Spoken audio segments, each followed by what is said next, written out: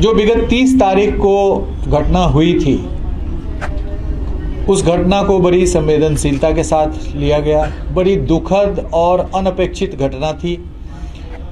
दो उम्मीदवारों के समर्थक विपरीत दिशा से क्रॉस कर रहे थे। गाड़ी को आर पार करने को लेकर के बकझक प्रारंभ हुआ और वह जो बकझक था वो अल्टीमेटली स्टोन पेल्टिंग में परिणत हुआ। कई वाहन क्षतिग्रस्त हुए, कई लोग घायल हुए और बाद में यह पाया गया कि एक व्यक्ति की मृत्यु हो गई, जिनकी पहचान दुलार चंद यादव जी के रूप में की गई। इस संबंध में प्राथमिकी दर्ज की गई दोनों पक्षों के द्वारा। 100 का अंत्य परीक्षण कराने का प्रयास उसी दिन किया गया, लेकिन अंधेरा होने के कारण परिवार की ओर से यह विचार व्यक्त किया गया था कि दिन के उजाले में अंत परीक्षण कराया जाए, उनके अनुसार कराया जाए। हम लोगों ने यह भी सोचा था कि पीएमसीएच में एक बृहत चिकित्सीय बोर्ड के द्वारा कराया जाए, लेकिन परिवार का कहना था कि बाढ़ अनुमंडलीय अस्पताल में ही कराया जाए। तो हम लोगों ने नेक्स्ट डे पोस्टमार्टम के लिए 100 को बाढ़ अनुमंडलीय अस्पताल ले जाया गया, जहां चिकित्सकों के बोर्ड के द्वारा पोस्टमार्टम कराया गया। उसकी पूरी वीडियोग्राफी कराई गई। पीड़ित के पक्ष से भी वीडियोग्राफी के दौरान अपनी तरफ से भी उन्होंने वीडियोग्राफी रखा था। उनके द्वारा भी पूरे पोस्टमार्टम की प्रक्रिया का अवलोकन किया गया। चिकित्सीय बोर्ड के द्वारा अंत परीक्षण प्रतिवेदन निर्गत किया गया। अंत परीक्षण बहुत ही महत्वपूर्ण इसमें था, क्योंकि ऐसा प्रतीत हो रहा था इंक्वेस्ट के दौरान कि पैर के एकदम निचले हिस्से में एक फायर आर्म का जख्म प्रतीत हो रहा था। अब वो फायर आर्म का जख्म है या नहीं है, ये पोस्टमार्टम से ही संपुष्ट होगा।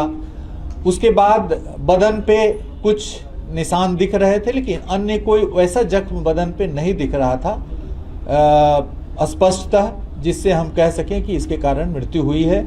इसलिए पोस्टमार्टम का जो इंतजार था वो था कि पोस्टमार्टम में क्या तथ्य आते हैं, उससे काफ़ी सारी चीज़ें स्पष्ट होंगी। पोस्टमार्टम में यह स्पष्ट रूप से व्यक्त किया गया है कि पैर में जो गोली के प्रवेश जख्म और निकास जख्म है वो फायर आर्म से हैं, लेकिन उसके कारण मृत्यु नहीं हो सकती है। वह जख्म मृत्यु कारित करने के लिए पर्याप्त नहीं है। फिर अन्य जख्मों का अवलोकन पोस्टमार्टम के दौरान किया गया, जिसमें शरीर के ऊपरी भाग में यह बताया गया है कि जो लंग्स और हार्ट का जो एरिया है वहाँ पर कंप्रेशन है और कॉज ऑफ डेथ लिखा गया है कि कार्डियो रेस्पिरेटरी फेलियर। इसका मतलब है कि जो लंग्स और हार्ट है वो कंप्रेस हुआ है। और यह भी लिखा गया है कि यह शरीर के ऊपर से कोई hard and blunt heavy substance के गुजरने से हो सकता है।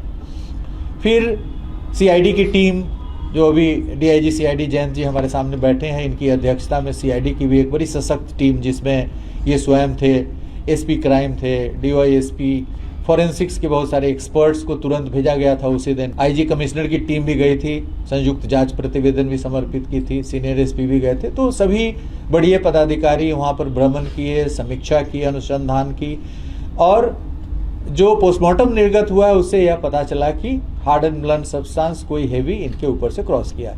अब वहाँ पर जब परिस्थितियों को आप देखेंगे, आकलन करेंगे, जो वीडियोस उपलब्ध हुए हैं हमें, उससे यह संकेत मिल रहा है कि स्टोन पेल्टिंग हो रही है।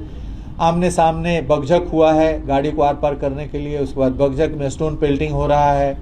मृतक है वो भी दिख रहे हैं उसी आकृति के, उसी वेशभूषा के एक व्यक्ति के द्वारा स्टोन पेल्टिंग किया हुआ दिख रहा है। और गाड़ियां भाग रही हैं वहाँ से, घटनास्थल से निकलने का प्रयास कर रहे हैं। उस क्रम में शीशे टूटे हैं कई गाड़ियों के, कई व्यक्तियों को भी जख्म हुआ है, 10-12 लोगों को, जिसके इलाज के दौरान जख्म प्रतिवेदन निर्गत किया गया है। तो इन सभी परिस्थितियों को समेकित रूप से देखते हुए, पोस्टमार्टम रिपोर्ट, वीडियो विजुअल्स, ये सब देखते हुए ऐसा प्रतीत हुआ कि प्रथम दृष्टया इस कांड में इनकी हत्या हुई है।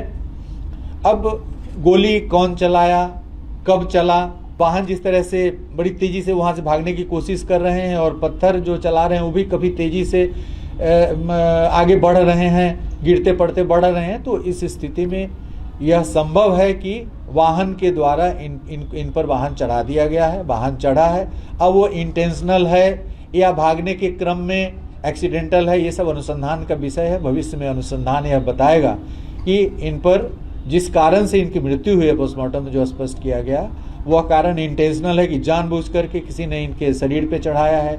जो गोली चली है वो चूंकि पैर में लगा है और अन्य किसी संवेदनशील हिस्से में नहीं है, वहाँ पर प्रत्यक्षदर्शी गवाहों की कमी नहीं है। आप देखेंगे वीडियोस में दिख रहा है कि दर्जनों दर्जनों लोग वहाँ पे प्रत्यक्षदर्शी साक्षी हैं। प्रत्यक्षदर्शी साक्षियों को चिन्हित किया जा रहा है, उनके बयान लिए जा रहे हैं।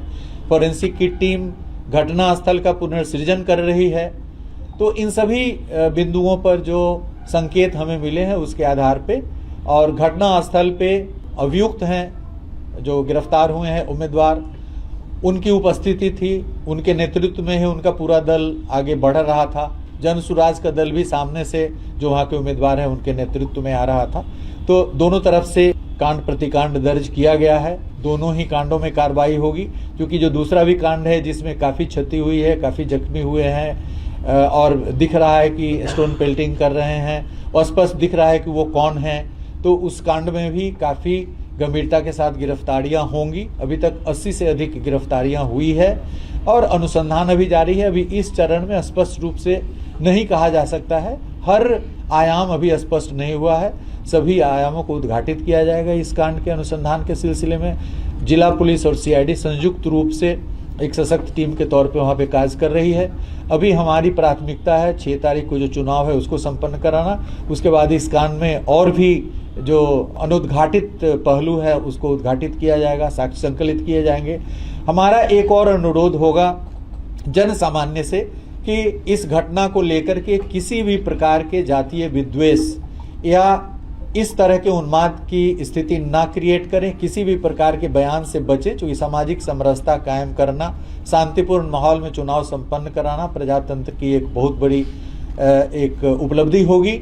और जो भी इसमें वहाँ पर उपस्थित हैं, जो व्यक्ति प्रत्यक्षदर्शी हैं, जिनके मोबाइल में या किसी अन्य डिवाइस में किसी भी प्रकार का साक्ष्य है, वीडियोस है, फोटोग्राफ्स है, उनके लिए हम लोग एक प्रेस विज्ञप्ति जारी करेंगे कि वो सीआईडी के एसपी और डीआईजी के यहाँ आ करके और निर्बाध रूप से अपना साक्ष्य यहाँ पे हम लोगों के समक्ष दें और पूरी साक्ष्य संगत कार्रवाई इस कांड में की जाएगी।